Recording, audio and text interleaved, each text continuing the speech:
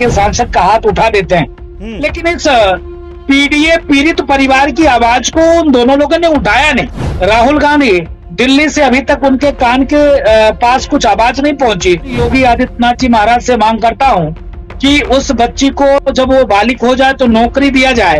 क्या वो दलित परिवार की बच्ची नहीं? मांग करता हूं कुछ योगी आदित्यनाथ जी महाराज से कि तत्काल उसके घर पे बुलडोजर चले और जो लोग शामिल हैं उसको फांसी की सजा दिलवाएं। उस पे अति प्रसन्नता है, हिंदू जनमानस में उत्साह है। नमस्कार, मैं हूं आपके साथ अभिषेक पंडित। इस वक्त उत्तर प्रदेश की राजनीति में बवाल मचा है। बवाल राजनीति में ही नहीं मचा है बल्कि धर्म नगरी अयोध्या से भी जो घटनाएं, जो खबरें निकलकर सामने आ रही हैं वो वाकई में मानवता को शर्मसार करने वाली हैं। तो क्या कुछ चल रहा है उत्तर प्रदेश में, उसी के बारे में ज्यादा चर्चा करने के लिए आज मेरे साथ मौजूद हैं हनुमानगढ़ी के महंत राजूदास जी। बहुत बहुत स्वागत है राजूदास जी आपका एनएमएफ न्यूज पर। तो जिस तरीके से मैं आपसे शुरुआत करूं, धन्यवाद, बहुत बहुत आभार आपका जी। मैं शुरुआत करूं आपके जीवन के बारे में, लेकिन उससे पहले मैं जानना चाहूंगा कि जिस तरीके से आज अयोध्या से, कल माफ कीजिएगा, एक खबर निकलकर सामने आई समाजवादी पार्टी के नेता की, जिनका नाम मोइन है, एक 12 साल की बच्ची के साथ दरिंदगी की गई। उसके बाद योगी आदित्यनाथ का भी आदेश आया है उस पर। पहले तो मैं आपको साधुवाद देता हूँ, धन्यवाद देता हूँ, आभार व्यक्त करता हूँ कि आपने दलित, शोषित, वंचित उस पीड़ित परिवार की चिंता और चिंतन किया। इस विषय पे आपने डिबेट रखा। कितने दुर्भाग्य की बात है, पीडीए की नारा देने वाले लोग जो एक तरफ तो दलित, शोषित, वंचित का लाभ लेते हैं, लेकिन जब उसके साथ न्याय करना होता है तो उसके साथ अन्याय करते हैं। अयोध्या के सांसद महोदय के प्रसव में उनके लोगों के द्वारा जिस प्रकार से एक 12 साल के नाबालिग दलित बच्ची के साथ सामूहिक रूप से अपराध किए जाते हैं, बलात्कार किए जाते हैं, और 1, 2, 3 दिन नहीं, लगातार। और जब उसके माता पिता को जानकारी होती है, जब माता पिता बच्ची को डांटते और डपटते हैं, जब बच्ची वो खोलती है विषय को, तो माता पिता की जमीन पैर तले जमीन खिसक जाती है और पेट में 2 महीने के बच्चे भी उस बच्ची को है।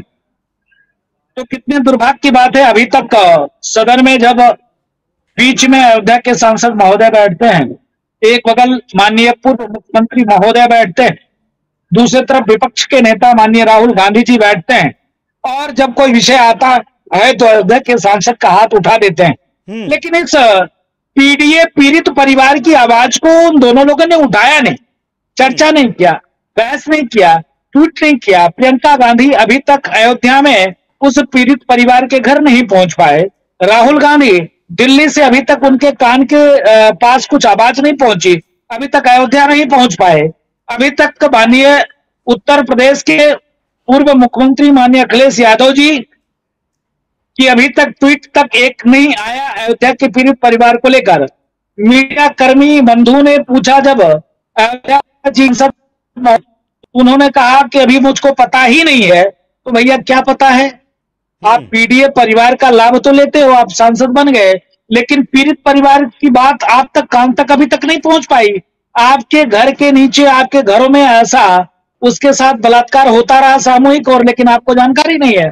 तो कितने दुर्भाग्य की बात है। मैं मांग करता हूं, मैं माननीय अखिलेश यादव जी से कि 1 करोड़ रुपया वो अपने तरफ से उस पीड़ित परिवार को दे, क्योंकि वो समाजवादी पार्टी का उस नगर का अध्यक्ष है जिसने सामूहिक रूप से बलात्कार किया है। दूसरे तरफ मैं मांग करता हूं अयोध्या जी के सांसद महोदय से 1 करोड़ रुपया वो भी अपने तरफ से दें उस पीड़ित परिवार को। दूसरी तरफ मैं माननीय उत्तर प्रदेश के यशस्वी मुख्यमंत्री योगी आदित्यनाथ जी महाराज से मांग करता हूं कि उस बच्ची को जब वो बालिग हो जाए तो नौकरी दिया जाए, क्योंकि इस प्रकार से लव जिहाद के चक्कर में, नौकरी के चक्कर झांसा देकर उसके परिवार में उसके साथ बलात्कार किया जा रहा था लगातार। इसके नाते योगी जी से हमारी मांग है उसको नौकरी दी जाए। दूसरी तरफ योगी जी से मांग है कि जब वो पीड़ित परिवार एप्लीकेशन लेकर प्रशासन के पास गए तो प्रशासन ने हीला हवाली क्यों किया, इतना दिन वक्त क्यों लगाया, उसके भी खिलाफ कार्रवाई हो, उस प्रशासन के खिलाफ भी कार्रवाई हो, ये हमारा मांग है। और मैं जनता जनार्दन से निवेदन करता हूं उस परिवार की मदद की जाए और सरकार से गुहार है कि उस परिवार की सुरक्षा व्यवस्था मुहैया कराई जाए। महाराज जी, एक सवाल और था मेरा कि जो अयोध्या के सांसद हैं अवधेश प्रसाद, संसद में अखिलेश यादव प्रभु श्री राम से तुलना कर देते हैं उनकी, जब उनकी जबान लड़खड़ाती है सदन में। और वो उनकी एक तस्वीर वायरल है अवधेश प्रसाद की, वो मजार पर भी जाते हैं चादर चढ़ाने के लिए, लेकिन आज उन्हें मामले की जानकारी नहीं है।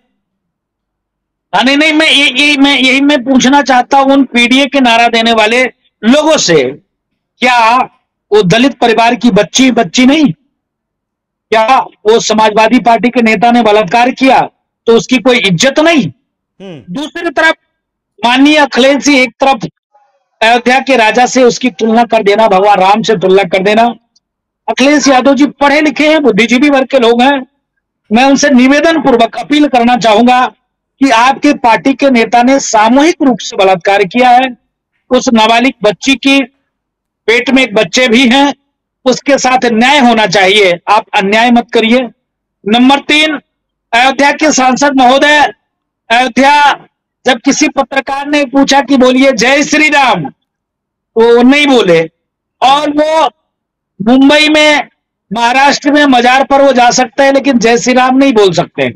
वो अयोध्या के राम जन्मभूमि मंदिर नहीं आ सकते, लेकिन वो मजार पर जा सकते हैं।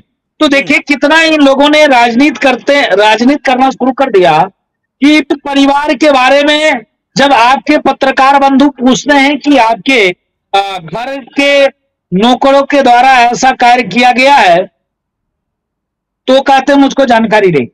तो कितने दुर्भाग्यपूर्ण बात है। महाराज जी, योगी जी का भी बयान आया, कहा है कि गोली नहीं मारेंगे तो क्या माला पहनाएंगे? नहीं, मैं मांग करता हूं कुछ योगी आदित्यनाथ जी महाराज से कि तत्काल उसके घर पे बुलडोजर चले और जो लोग शामिल हैं उसको फांसी की सजा दिलवाएं।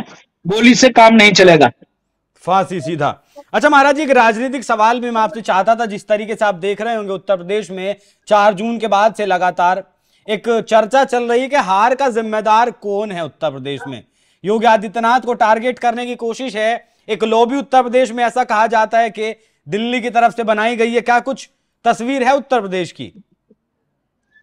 नहीं, देखिए, उच्च योगी आदित्यनाथ जी महाराज के चेहरे के द्वारा हम लोगों ने चुनाव लड़ा और हमको सफलता भी मिली। तीसरी बार देश के सशक्त प्रधानमंत्री जी मोदी जी हुए। किसी कारणवश हम जनता के बीच में अपनी आवाज को, अपनी बात को नहीं रख पाए, जनता को नहीं समझा पाए, क्योंकि पीडीए के नारा देकर, संविधान खतरे में बताकर और लोगों को लालच देकर वोट के साथ राजनीतिक दल के लोगों ने छलावा किया। हमने इतने कार्य किए, काम किए। यही उत्तर प्रदेश था जो दंगा प्रदेश कहलाता था। यही उत्तर प्रदेश था कि गुंडा माफिया मवाली बदमाश दुकानदारों से तहबाजारी वसूली करते थे। यही जेलों से हफ्ता वसूली किया करते थे। लेकिन आज अपराधियों की स्थिति क्या है? गोली मारे जा रहे हैं, बुलडोजर चल रहा है, अपराधी मारे भागे फिर रहे हैं, गुंडे का पता नहीं। तो उत्तम प्रदेश बनने की ओर है योगी जी के नेतृत्व में।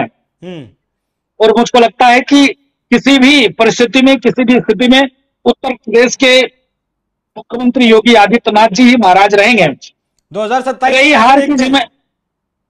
हार की जिम्मेदारी, तो हार की जिम्मेदारी मैं अधिकारियों को ऊपर ठोकता हूं, क्योंकि बेअंदाज उत्तर प्रदेश के अधिकारी, मनमाना उत्तर प्रदेश के अधिकारी, लगातार उत्तर प्रदेश के अधिकारियों ने जो कार्य किया है, जिसके नाते हम चुनाव हारे हैं।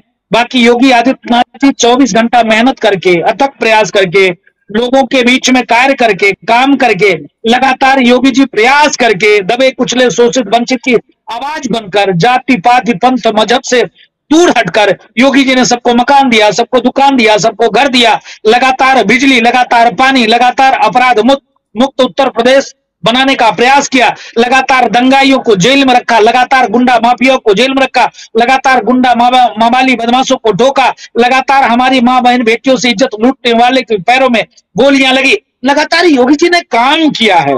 उस काम के बल पर दोबारा हमने उत्तर प्रदेश में सरकार बनाई। उसी काम के बल पर दोबारा मैं देश के यशस्वी प्रधानमंत्री को प्रधानमंत्री बनते हम लोगों ने देखा है।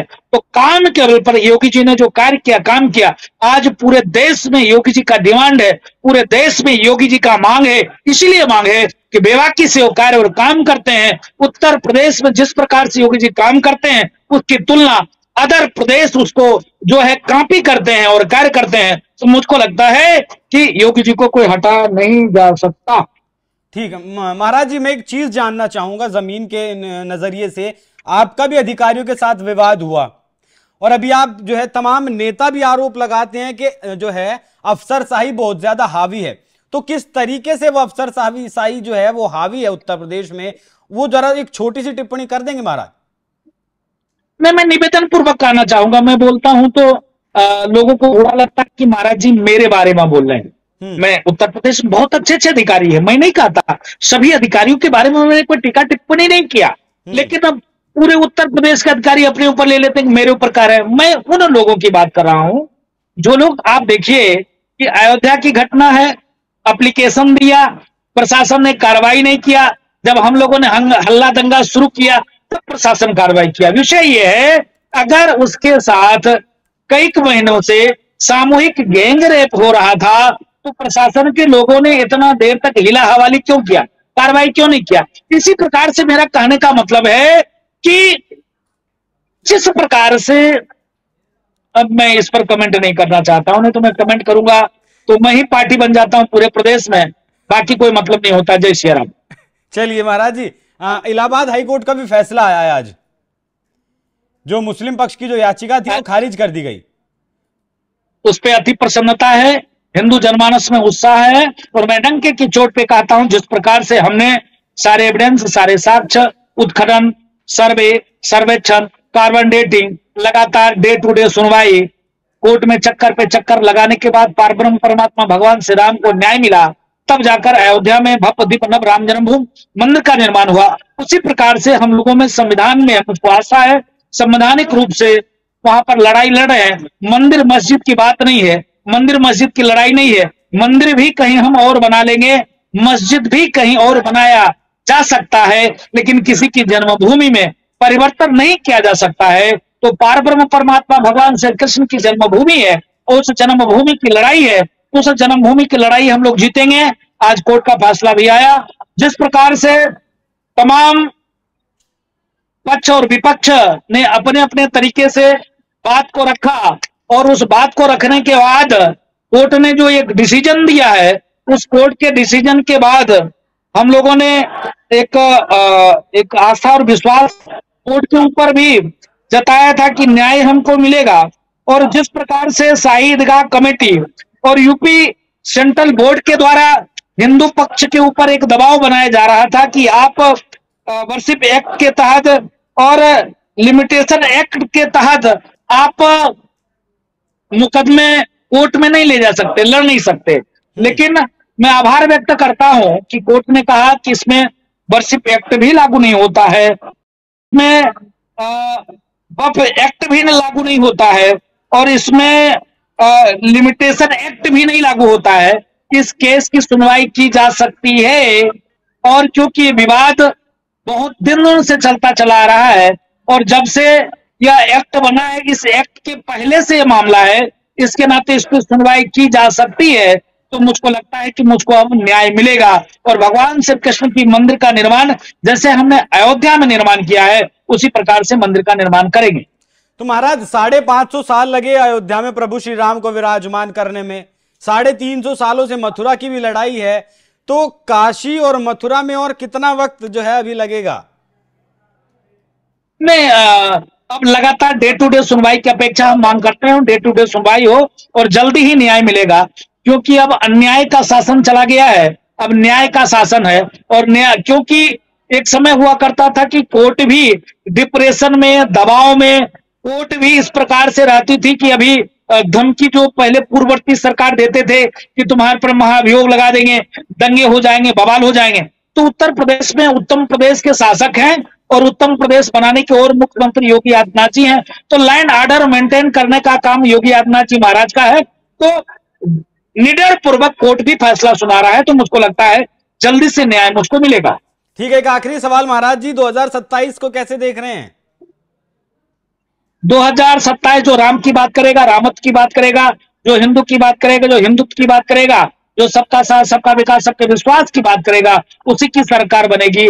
या ना कि पीडीए की बात करने वाले और पीड़ित परिवार के साथ बलात्कार हो और अभी तक कान तक जू ना रेगे, उसका सरकार नहीं बनेगा। सरकार बनेगा जो सबका साथ, सबका विकास, सबके विश्वास के साथ सनातन धर्म, संस्कृति, हिंदू और हिंदुत्व को लेकर जो आगे बढ़ेगा, उसी की सरकार 2027 में बनेगी।